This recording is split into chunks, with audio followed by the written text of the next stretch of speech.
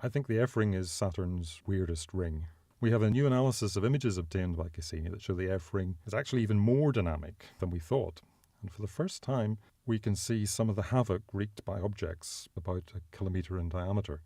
This movie shows the trail of one of the 500 or so tiny objects that we see punching through parts of the F ring.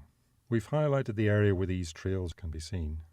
These are slow-speed collisions, perhaps just a few meters per second, but they drag these glittering ice particles out of the F ring with them. Cassini scientists have been calling these trails mini-jets. They look tiny because in the full image you're looking along about 10,000 kilometers of the F ring. There's a little serendipity involved. We're actually concentrating on Prometheus. And what we didn't notice at the time was one of these tiny little trails has sort of sneaked into the field of view. But now we've done things a bit more methodically. We've actually looked at about 20,000 images, and we found lots of these little guys, and some of them we just caught in the act. So far we've seen about 500 of these objects in the Cassini images. Some of them may even be the same object. What's important about these images is that these little guys are the missing link.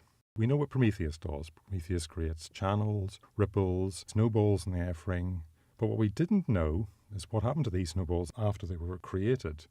We know also that Prometheus can probably destroy some of these things, just like it can create them, can also change their orbits. But now we've got evidence that some of the little guys actually survive, and they go on to punch through the F ring on their own. Essentially, we're taking our images of the F ring, removing the planet, and exaggerating the radial scale. Thanks to Cassini, we can study all this activity on the F ring over time. Even during the time that Cassini's been at Saturn, the F ring keeps changing. It's the only thing you can rely on in the F ring. Every time you look at it, it'll be different.